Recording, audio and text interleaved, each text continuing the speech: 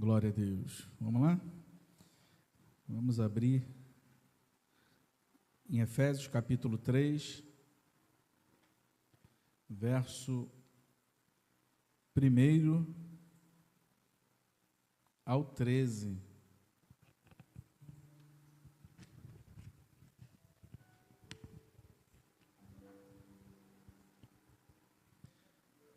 É esse mesmo, né? Efésios 3, do 1 ao 13. É isso? Amém?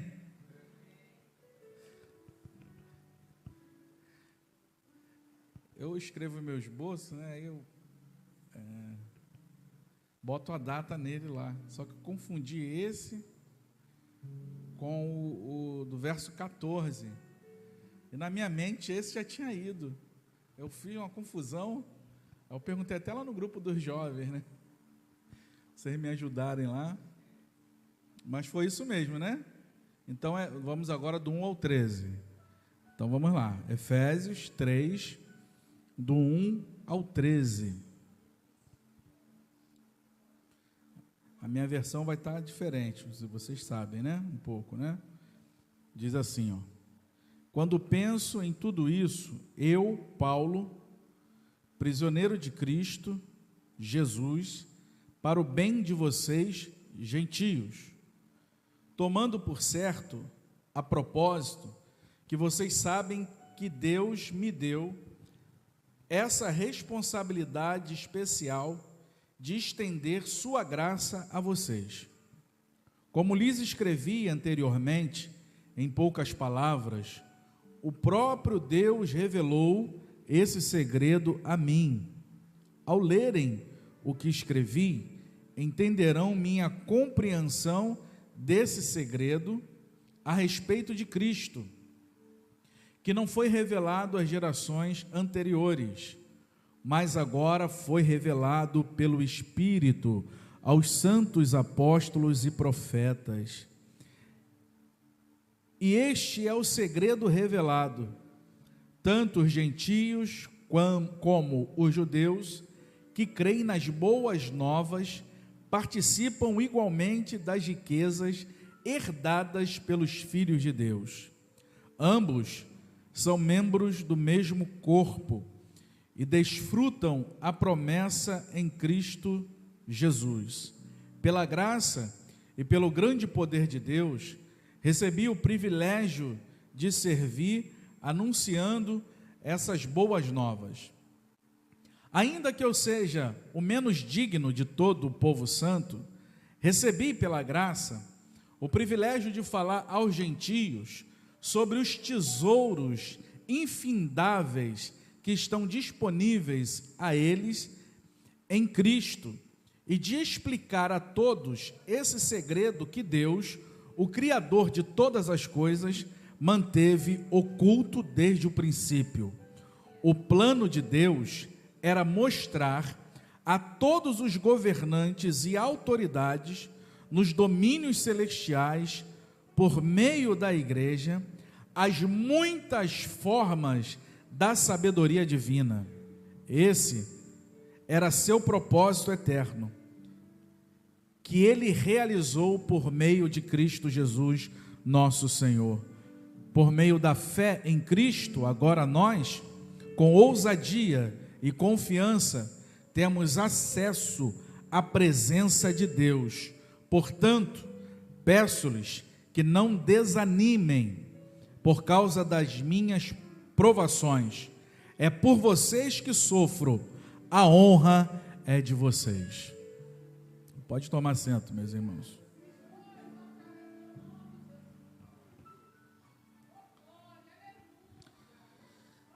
Agora no capítulo de número 3, Paulo vai falar sobre o maior mistério de Deus na história. É por causa desse mistério que Paulo ele está preso. Um teólogo chamado Martin Lloyd Jones, ele diz que o que realmente pôs Paulo na prisão foi ele pregar por toda a parte que o evangelho de Jesus Cristo era tanto para judeus como para gentios. Foi por isso que, mais do que qualquer outra coisa, enfureceu os judeus. Foi esse estilo de mensagem, foi essa mensagem pregada pelo apóstolo Paulo, que culminou na sua prisão em Jerusalém e o envio dele para Roma para ficar preso. Aqui, aquela primeira prisão que ele fica numa prisão domiciliar, cercada por guardas, mas ele está ali dentro de uma casa preso. Aí no primeiro versículo ele vai dizer aí isso: quando penso em tudo isso, quando a minha mente, o meu pensamento, ele vaga por tudo isso que está acontecendo comigo, eu, Paulo, prisioneiro de Cristo Jesus, para o bem de vocês, gentios. Ele foi preso porque pregava uma mensagem, e essa mensagem dizia que o evangelho atinge todo ser humano, que o evangelho é para todo ser humano, que o evangelho não é só para judeus, o evangelho é para todos os povos. Paulo pega a mensagem de Cristo, o evangelho de Jesus, e torna esse evangelho democrático, atingindo toda a gente, toda a população, todas as pessoas. Não existe mais um grupo que se acha privilegiado de ter tal mensagem, de ser o povo da aliança, de ser o povo da promessa. Agora, com a vinda de Cristo, a mensagem é espalhada para todos. O muro da separação caiu, já não existe mais a separação entre gentios e entre judeus, de ambos os povos. Agora, com a morte de Cristo na cruz do Calvário, Deus fez um só povo, agora é a igreja de Jesus Cristo. Por essa mensagem Paulo foi preso, e ele tem maior orgulho disso. Ele se considera um prisioneiro de Cristo, ele não se considera um prisioneiro de Roma, de César, ele não se considera um prisioneiro dos homens, ele se considera um prisioneiro de Cristo. Não era Nero que estava prendendo, não era Roma que estava prendendo. Ele sabia que quem estava acima dele, guiando ele, orientando ele, dando revelações a ele, direcionando a ele, ele se considerava um prisioneiro de Cristo. Ele sabia que ele não poderia fazer mais o que ele queria, ele sabia que a vontade dele já não era mais uma vontade livre, ele estava agora sobre Cristo Jesus, sobre a vida dele. Ele se considerava um prisioneiro de Cristo. Nero estava pensando que estava prendendo ele, abafando a mensagem, mas não, ele sabia: quem governa sobre a minha vida é Cristo. Ele é o rei da minha vida, ele é o Senhor da minha história. Eu já não tenho mais domínio sobre a minha vida, eu não tomo mais decisões por conta própria. O meu viver é Cristo, o meu andar é Cristo, o meu estar vivo nessa terra é em Cristo Jesus. Ele é o Senhor da minha vida. Paulo não olha para a vida a partir de uma perspectiva puramente humana, porque se ele fosse olhar numa perspectiva humana, olhar o que estava acontecendo com ele, ele poderia entrar no caminho do vitimismo e dizer: poxa, eu estou fazendo a obra de Deus. Quantas vezes a gente encontra pessoas assim, né? Eu estou fazendo a obra de Deus, eu estou trabalhando para Jesus. Parece até que tem que ter uma compensação, e Jesus tem que livrar ele ou ela de todas as coisas. não pode mais passar por nenhum revés na vida, não pode enfrentar nenhuma provação, não pode ser preso. Paulo foi preso por amor do nome de Jesus. A gente pensa que tem que ter essa relação de troca. Eu estou fazendo a obra, Deus tem que me abençoar. A vida está aí para ser vivida.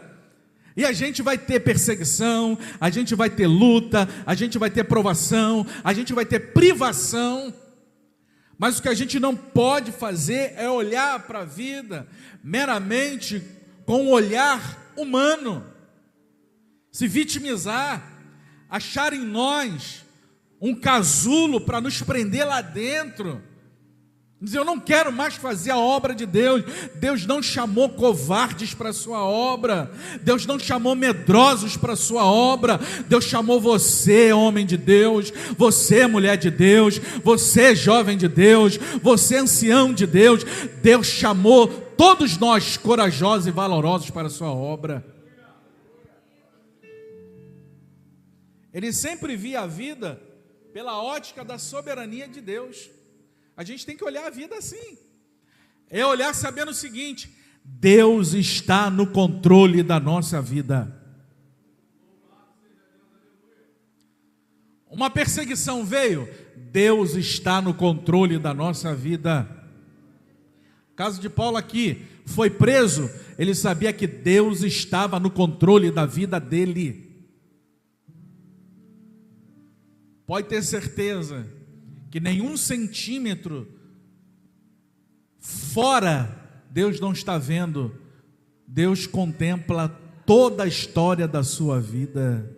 O que acontece comigo, o que acontece contigo, está sob a soberania de Deus. Ele está sentado no alto sublime trono, Ele governa sobre tudo e sobre todos.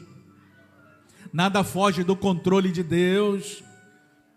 A gente se desespera muitas vezes, a gente quer achar um local de conforto, de vitimismo, a gente quer achar um local de conforto para acalentar as nossas dores, as nossas frustrações, e a gente quer às vezes lançar no rosto de Deus: eu sou teu filho, eu sou dizimista, eu estou fazendo o teu trabalho, eu estou na tua obra, e Deus está dizendo para você: meu filho, no mundo tereis aflições, mas tem bom ânimo.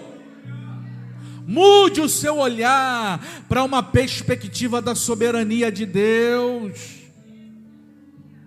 Paulo olhava, e quando ele estava vendo tudo aquilo acontecer na vida dele, ele olha e fala: eu, Paulo, prisioneiro de Cristo Jesus. Se o que acontece com a gente, que não é agradável, mas que resulta para o bem de alguém, isso tem que ser lançado para Deus e dizer: glória a Deus. Louvado seja o teu nome, Senhor. Bendito seja o teu nome. Eu estou na prova, estou na luta, estou enfrentando isso, está resultando em um benefício para alguém, está resultando em edificação da vida para alguém. Eu estou passando esse revés, estão olhando para mim, tendo em mim um exemplo. Eu quero glorificar o teu nome, Jesus. Paulo se considera um prisioneiro de Cristo Jesus por amor aos gentios. É isso que ele fala, né? Prisioneiro de Cristo Jesus para o bem de vocês, gentios. Olha o verso 2. Tomando por certo, a propósito, que vocês sabem que Deus me deu essa responsabilidade especial de estender sua graça a vocês. Os crentes lá de Éfeso, eles poderiam se perguntar: por que Paulo está preso aqui em Roma? Por que Deus permite essas coisas? Por quê? Né? Tinha um hino antigo da Léa Mendonça: chega de porquê na sua vida. Antigo, cantava na mocidade, a qual fazia parte. Chega de porquê na sua vida. É tanto porquê.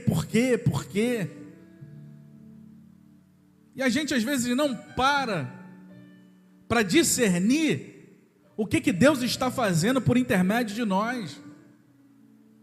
Aí a gente questiona, a gente quer saber o porquê de tudo, por que Deus permite essas coisas.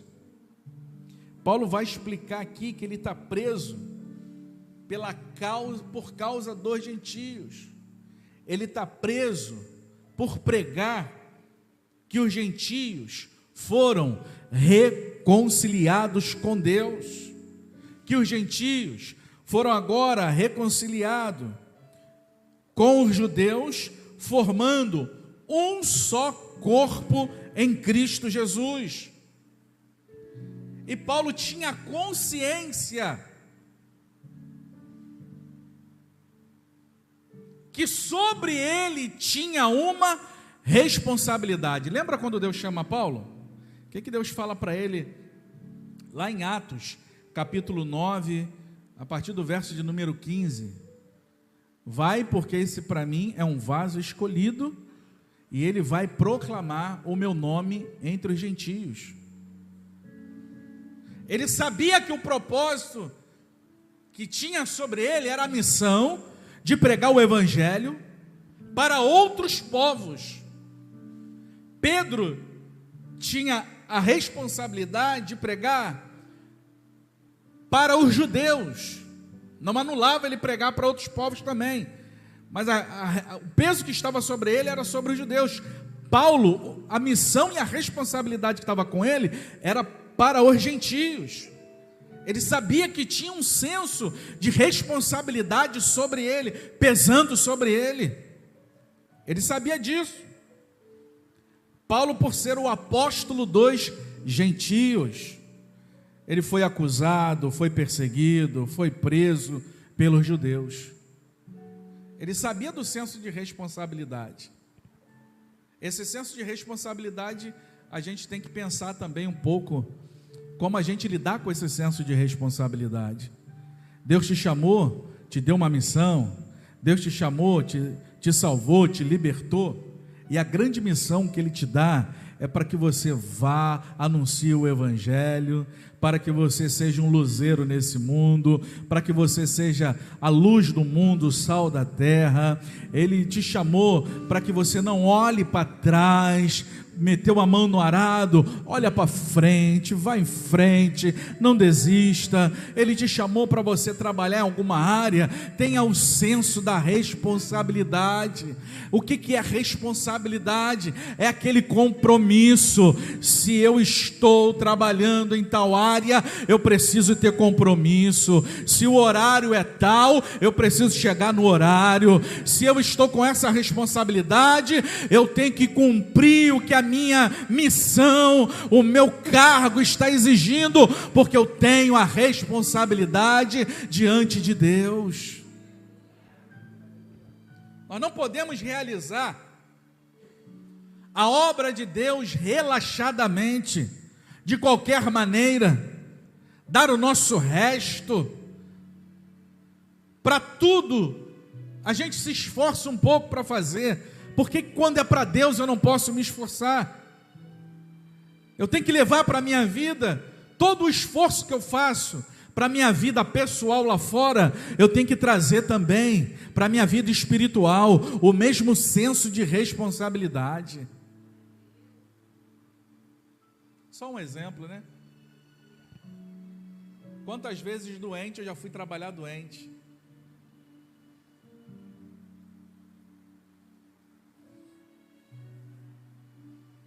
Outro dia um cidadão ou cidadã, estou com o meu dedo inflamado. Eu mandei a foto do meu dedo para ele. Tive a semana toda na igreja, olha o meu dedo como é que estava. Por que eu vou para o trabalho e não vou vir para o culto, cultuar a Deus? Se eu não for para o trabalho, aí sim. Agora, se eu vou lá, cumpro as minhas obrigações com o homem, por que eu não cumpro as minhas obrigações com Deus? Se eu me esforço para lá, por que eu não me esforço para cá? Isso é senso de responsabilidade e compromisso que a gente tem que ter com Deus. Paulo sabia que sobre ele estava a responsabilidade dele ser o apóstolo dos gentios, de pregar para os gentios. E ele sabia que ser líder, que ser um apóstolo, não é só ser visto, ser honrado, mas tinha também o lado ruim da história, ser preso, maltratado, humilhado. Ele sabia muito bem disso. E como o bichinho sofreu, né? Mas sofreu. Mas ele não deixou de anunciar o evangelho de Jesus Cristo. Grandes homens de Deus morreram com 50 anos, 40 anos. Hoje nós temos a expectativa de vida maior. Mas no século XVIII, século XVII, XVIII e XIX, a condição de vida era bem mais baixa. Imagina na época medieval, quem chegasse aos 40 anos, equivalia a uma pessoa de 80 a 90. A saúde era precária, a higiene era precária, as pessoas morriam muito jovens.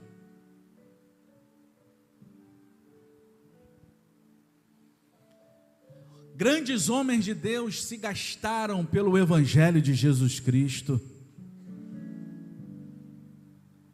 Vamos lá? Verso 3.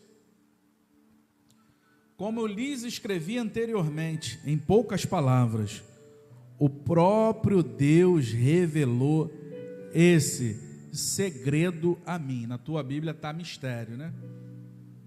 Não está isso? Na Almeida Revista Corrigida, Almeida Revista Atualizada, deve estar aí como um mistério, né? A palavra grega aí, mistério, ela tem um sentido diferente, né? Em grego o sentido é diferente. No português, quando fala mistério, essa palavra em português ela quer dizer algo obscuro, né? Algo oculto, algo secreto, algo enigmático, inexplicável. Quando a gente fala em mistério. Só que essa palavra aí no grego, no original, ela não tem esse sentido. No grego ela quer dizer um segredo que já foi revelado. Uma verdade que ela teve oculta ao conhecimento ou ao entendimento dos homens, mas que agora ela foi desvendada pela revelação de Deus. Como eu lhes escrevi anteriormente, em poucas palavras, o próprio Deus revelou esse segredo a mim. A gente vai ver que segredo é esse. Olha o 4. Ao lerem o que escrevi, entenderão minha compreensão desse segredo a respeito de Cristo. O mistério é Cristo. Qual era o mistério? É Cristo. Ainda não tinha sido revelado aos homens anteriormente. Agora, esse mistério foi revelado, Cristo Jesus. Cristo é a fonte desse mistério, que agora está revelado. O mistério de Cristo. Essa é uma verdade revelada que Paulo, ele não descobriu por pesquisa, ele não descobriu por informação de homens. Paulo descobriu isso por uma revelação divina. O mistério de Cristo. Aquilo que estava oculto agora foi revelado. É Cristo Jesus. aquilo que é mais maravilhoso para a nossa vida foi revelado e nós temos acesso. Agora é Cristo Jesus. O que estava outrora encoberto para o entendimento dos homens, hoje nós temos acesso à beleza de Cristo, à doçura de Cristo, ao amor de Cristo, ao Cristo Salvador, ao meigo Nazareno que morreu na cruz, se revelou entre nós na plenitude do tempo, veio esse mundo e morreu em nosso favor. Nós temos agora esse mistério revelado para nós, Cristo Jesus. É isso que no 5 ele fala, né? Que não foi revelado às gerações anteriores. Olha que privilégio nós hoje temos, né? Mas agora foi revelado pelo Espírito aos santos apóstolos e profetas. Lembra quando Isaías profetizava sobre o Messias? Ele profetiza lá, mas Cristo ainda não estava revelado lá para eles. Os apóstolos recebem a revelação de Deus, juntando apóstolos e profetas. Essa mensagem, essa revelação de Cristo vindo a este mundo foi anunciada, revelada pelo Espírito aos profetas e aos apóstolos. O Evangelho, ele não está ao alcance apenas de uma elite espiritual, né? O Evangelho, ele está aberto a toda a igreja. O Evangelho está aberto aí.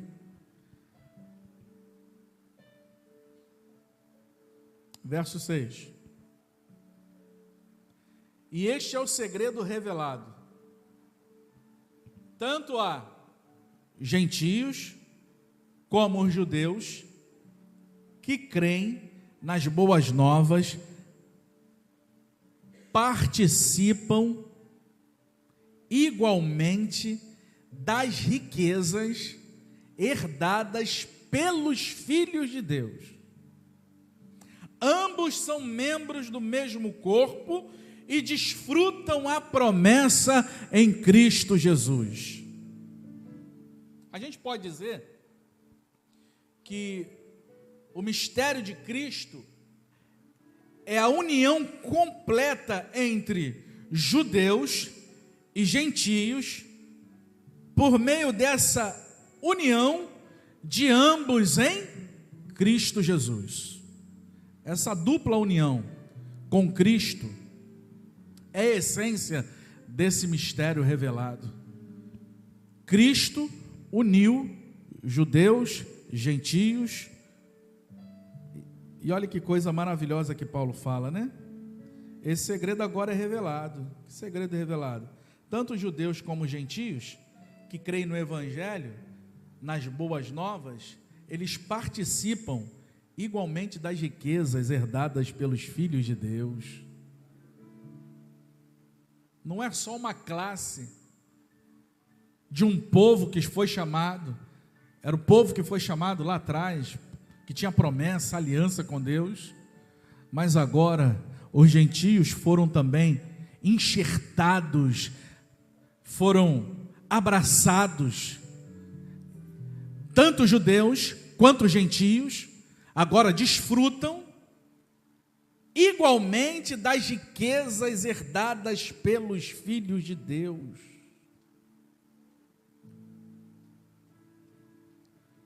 Nós temos uma recompensa, um tesouro inigualável na eternidade com Deus. Os filhos de Deus provarão dessas riquezas herdadas para eles. Nós somos agora membros do corpo de Cristo. Nós somos membros do corpo de Cristo. A gente desfruta a promessa em Cristo Jesus. Nós não somos qualquer coisa, nós somos membros do corpo de Cristo. Nós somos a igreja de Jesus. Nós desfrutamos de riquezas incontáveis.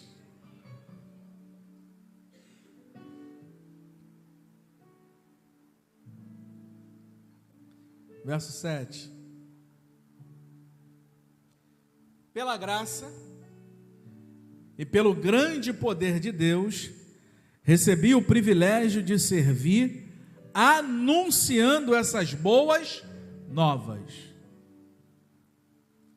O apóstolo Paulo agora fala do grande privilégio de ser um anunciador dessa mensagem,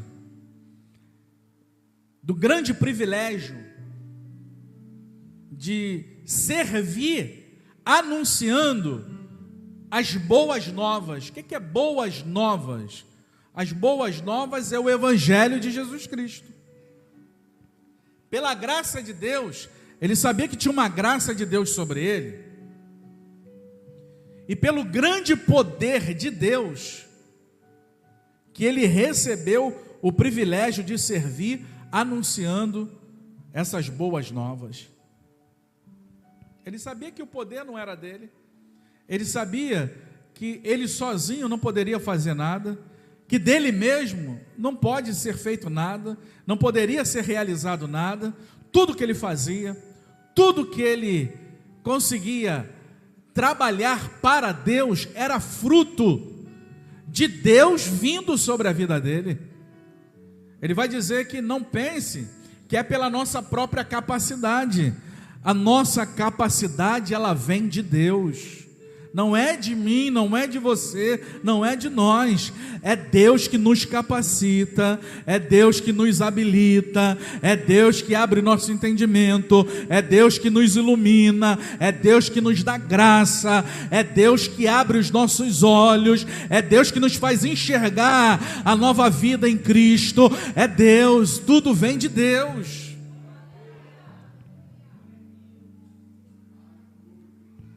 Paulo não tinha a menor arrogância ou prepotência.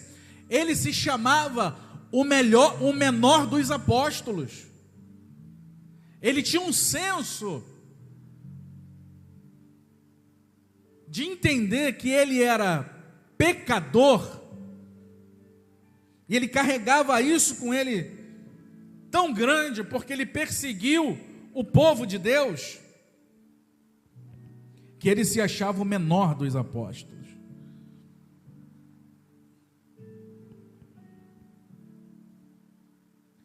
E aqui ele combina a humildade pessoal dele com aquela autoridade apostólica que ele recebeu de Deus, né? Ele, no versículo que nós lemos, ele fala aí que ele recebeu graça, ele recebeu um grande poder de Deus.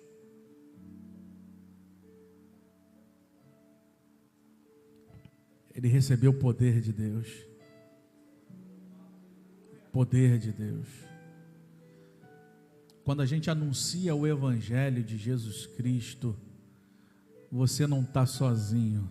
Tem o poder de Deus atuando sobre a tua vida. Você pode se achar o menor das pessoas. Eu não tenho condição nenhuma, mas quando você abre a boca para anunciar o Evangelho de Jesus Cristo, você está vivendo na vontade de Deus, na direção de Deus. O poder do Espírito Santo está atuando sobre você.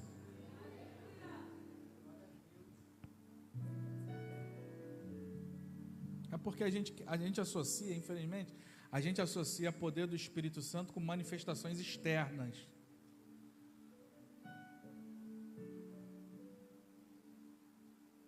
Poder do Espírito Santo dentro, interno. Quando tu abre a boca no poder do Espírito Santo, a palavra entra no coração do pecador. Deus edifica as pessoas. A tua palavra anima alguém. É o Espírito Santo te dando poder para fazer a obra dele.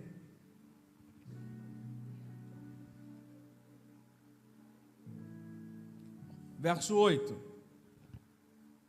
ainda que eu seja o menos digno de todo o povo santo. Quando a gente tem consciência de que os nossos pecados ofendem a Deus e ofenderam a Deus, quando isso se torna tão consciente dentro de nós, que tudo que a gente estava praticando era errado e que estava ofendendo a santidade de Deus, a gente vai viver com o nosso coração quebrantado diante dele. A gente vai começar a olhar para nós e dizer o seguinte: como é que pode um Deus tão santo, santo,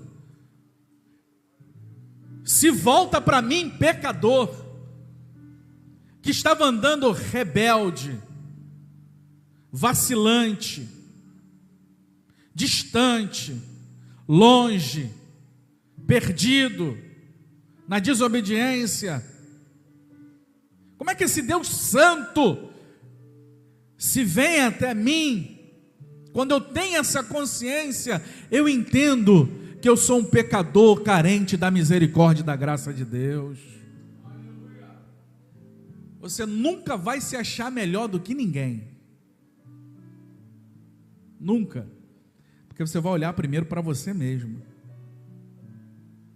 Quando a pessoa não tem muito bem definida a questão do valor que o sangue de Jesus perdoou os nossos pecados e quão grave os nossos pecados ofenderam a Deus, quando eu tenho consciência disso, eu me sinto um pecador.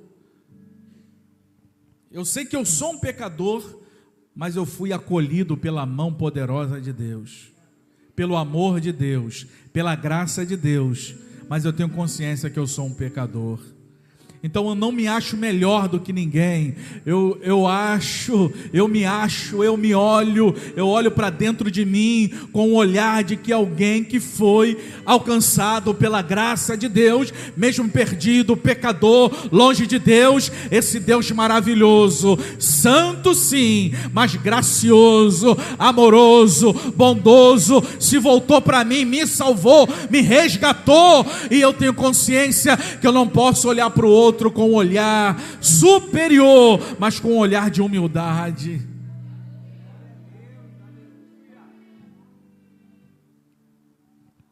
Oito, ainda que eu seja o menos digno de todo o povo santo, recebi pela graça, é pela graça. Tudo que a gente recebe é pela graça de Deus. Tudo é pela graça de Deus. A gente devolve para Deus como um ato de amor a Ele. Mas eu não trabalho mais com aquela lógica, eu faço para Deus me dar. Não, eu já recebi tudo que Deus poderia me dar, a salvação em Cristo Jesus, e como resposta a esse amor, eu faço tudo para Ele, eu trabalho para Ele, eu me entrego a Ele, eu me dedico a Ele, eu oferto a Ele, eu faço tudo para o louvor e glória dEle.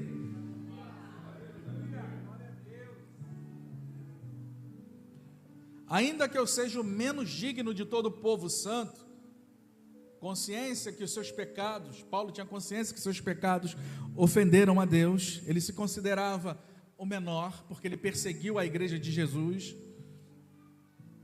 Recebi pela graça o privilégio de falar aos gentios. Olha que privilégio.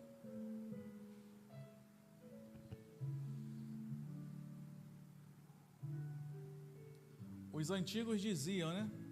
Nunca se rejeita pregar o evangelho.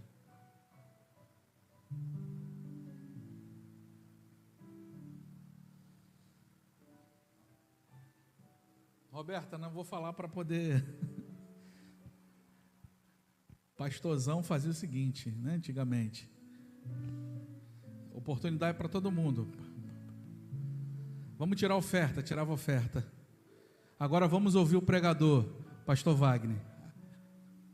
Aí eu saía dali, pum, me chamou naquela hora para pregar. Eu vinha para o púlpito igual, como se alguém não estava sabendo de nada.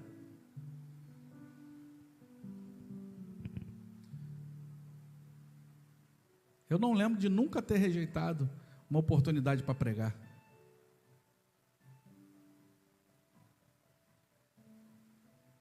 É um grande privilégio. Anunciar o Evangelho é um grande privilégio. Olha para cá. Tem pessoas essas horas que estão se drogando, no bar bebendo, fumando crack, cheirando cocaína, fumando maconha, se prostituindo, longe de Deus, sem querer nada com Deus. Eu e você estamos na presença de Deus. Isso é um grande privilégio. Por que eu vou rejeitar? Deus nos escolheu, nos tirou lá do mundão, nos deu um banho no sangue de Jesus, nos encheu da graça de Deus, o Espírito Santo habita dentro de nós. Por que eu vou rejeitar algum trabalho para Deus? Por que eu vou me acovardar? Ou por que eu vou fazer birra?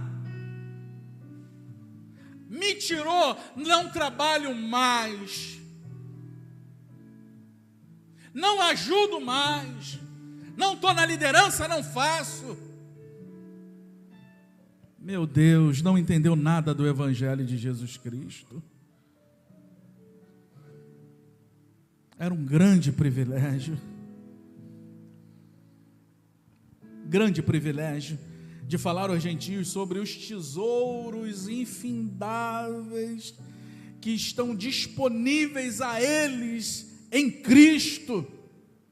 O Evangelho são essas boas novas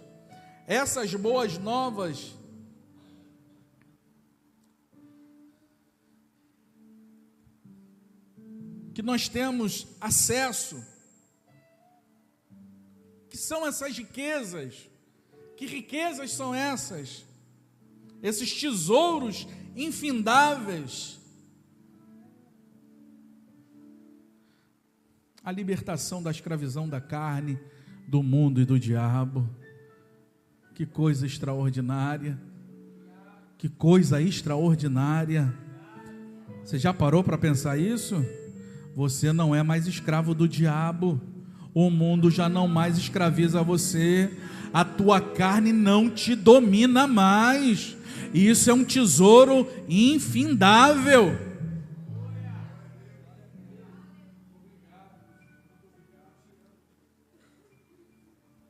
Pegou uma raça ruim que nós éramos. Sabe o que ele fez? Nos introduziu nas regiões celestiais em Cristo Jesus. Nós não somos mais cidadãos terrenos, nós somos cidadãos dos céus. Reconciliação com Deus. O homem sem Deus é inimigo dele, está em inimizade contra Deus. Nós que estamos na presença de Deus, essa inimizade, ela foi rompida, houve agora uma reconciliação com Deus. Não somos mais inimigos, nós agora somos amigos de Deus. Reconciliação uns com os outros. Derrubada do muro da inimizade. Agora não existe mais inimizade entre judeus, entre gentios. Assim como não tem mais que haver inimizade entre nós. Um brigando com o outro, um falando mal do outro, um caluniando o outro, um difamando o outro. Isso não pode existir mais. Nós somos a família de Deus aqui na terra.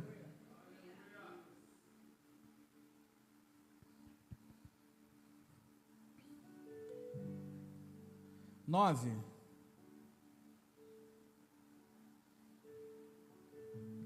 E de explicar a todos esse segredo que Deus, o Criador de todas as coisas, manteve oculto desde o princípio.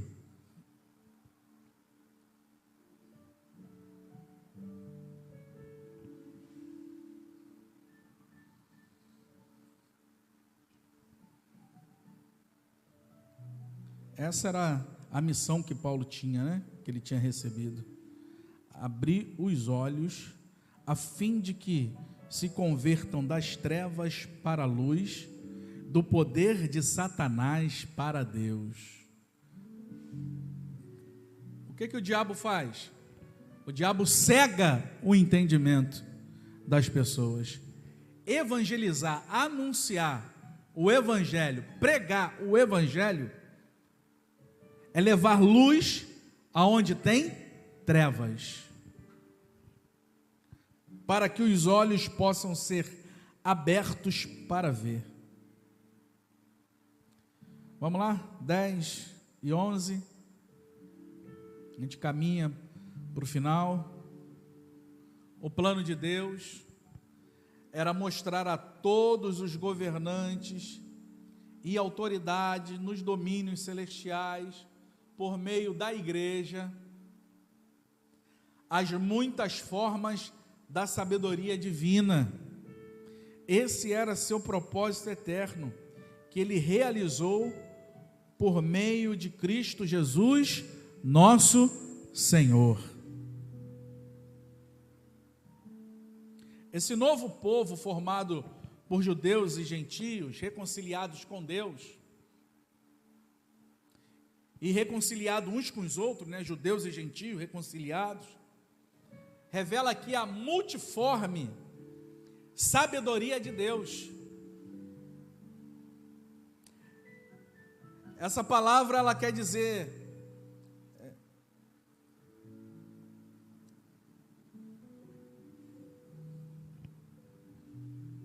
como se fosse uma variação do que Deus faz. Ele usa, ele age de diversas maneiras. O apóstolo aqui diz que a sabedoria de Deus, essa sabedoria de Deus, é a sabedoria de Deus vivida que a igreja proclama, vive, A igreja como uma comunidade multirracial, multicultural, a igreja anuncia essa multiforme graça de Deus, anunciando que entre nós não há preconceitos de raça, de cor, de pele. Nós somos o povo de Deus, a igreja de Jesus, chamada para anunciar a mensagem do Evangelho. Vamos ao 12 para a gente encerrar? Por meio da fé em Cristo, agora nós, com ousadia e confiança, temos acesso à presença de Deus. Oh, glória a Deus, Por meio da fé em Cristo, nós temos agora ousadia e confiança. Nós temos agora acesso à presença de Deus. Quando você compreende o que é a igreja, o que a igreja tem em Cristo, isso gera dentro de nós confiança para viver uma vida poderosa em Deus. Nós temos agora ousadia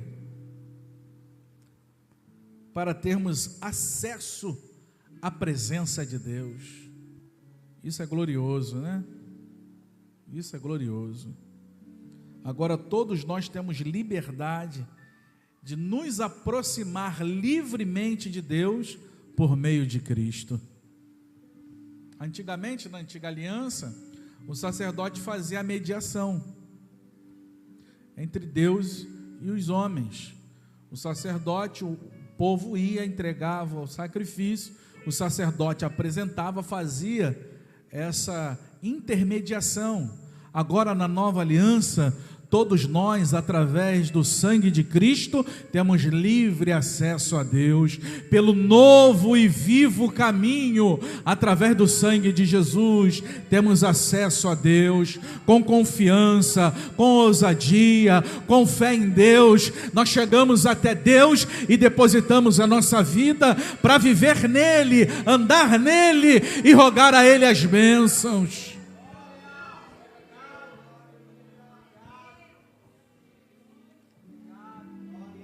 E ele termina aqui, vamos terminar aqui no 13. Vamos terminar no 13. Portanto, peço-lhes que não desanimem por causa das minhas provações. Olha como ele amarra todo o pensamento, né? Lá no primeiro versículo ele está falando que ele é um prisioneiro de Cristo por amor aos gentios. Agora ele está amarrando o pensamento dele e dizendo para eles: meus irmãos em Éfeso, não desanimem por causa das minhas provações. É por vocês que eu sofro. A honra é de vocês. Meu Deus, é alguém comprometido com a causa do Evangelho? Não é alguém comprometido com si mesmo? Porque tem gente que você sabe, né? Ela é amiga dela mesma. Ela gosta dela mesma, não gosta de ninguém. Ela usa as pessoas. Paulo tinha tanta consciência de que ele foi chamado para servir, que ele tinha uma responsabilidade, que ele tinha um privilégio de anunciar essa mensagem, que mesmo preso, ele fala para esses irmãos: não fiquem desanimados com a minha prisão. Ele precisava ser consolado, ele está consolando. Ele precisava de carinho, ele está dando carinho para eles. Ele está preso e está dizendo: irmãos, não desanima não. Eu estou preso, eu estou sofrendo, e se eu sofro, é por vocês que eu estou sofrendo, é para que o Evangelho chegasse até em vocês. Ele não está preocupado com benefício próprio, ele está preocupado com a missão que ele recebeu de Deus e de cumprir a missão que ele recebeu de Deus. A honra é de vocês, não é minha. Meu Deus, que o Senhor nos deu o coração do apóstolo Paulo. Ah, meus irmãos, que o Senhor nos dê esse coração tão humilde, quebrantado diante de Deus, consciente da sua chamada e da sua responsabilidade, alguém comprometido com o reino de Deus. Que o Espírito Santo provoque em nós esse sentimento, essa vontade de viver para Ele, com compromisso, responsabilidade, não abrindo mão desse privilégio, mas estando diante dEle, fazendo a obra dEle, e se sofrer, e se perder, e se for provado, vamos continuar servindo a Ele, não vamos correr da chamada, não vamos correr da missão, não vamos correr desse grande privilégio. A honra é de vocês.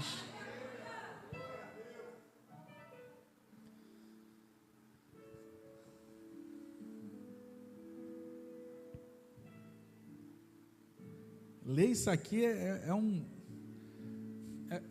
é como se viesse um soco no estômago, né?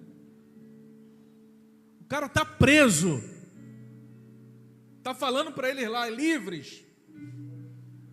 Não desanima. Eu estou preso, mas não estou desanimado. Eu estou preso, mas estou animado. Eu estou preso, mas estou encorajado. Eu estou preso, mas o meu coração está animado para as coisas de Deus. Eu estou preso, mas a palavra de Deus não está presa. Não desanima. Abra um parênteses, eu quero dizer uma palavra para você: não desanima. Não desanime da tua fé, não desanime da tua missão, não desanime do teu propósito, não desanime de servir a Deus, não desanime de buscar a Deus. Receba a renovação espiritual nessa hora, receba de Deus para a tua vida, para que você possa ter uma vida animada na presença dEle. Se você entrou aqui desanimado, o Espírito Santo pode mudar o quadro da tua vida, trazer renovação espiritual, te levantar desse chão, te reerguer desse desânimo, te reerguer dessa frustração, unção. O Espírito Santo está aqui trabalhando, Ele está aqui vivendo para você, em torno de você, dizendo para você: não desanime, permaneça firme, receba ânimo, graça para continuar. A tua história não terminou, a tua chamada não acabou, a tua missão não fracassou. Deus está contigo, Ele está te guiando, Ele está te orientando. No mundo você tem aflição, você tem luta, provação, desânimo, mas nessa noite Ele quer te renovar, te encher da presença de Deus e dizer para você: meu filho, ainda não terminou, eu estou contigo nessa luta, nessa prova, nesse desânimo, nessa angústia, nessa luta que você está enfrentando. Eu estou contigo, eu não te deixei, eu não te desamparei, eu nunca vou te esquecer. Você está gravado na palma da minha mão, não tem como fugir. Eis que estou convosco todos os dias até a consumação do século. Deus está contigo, Deus está contigo, Deus está contigo, meu irmão.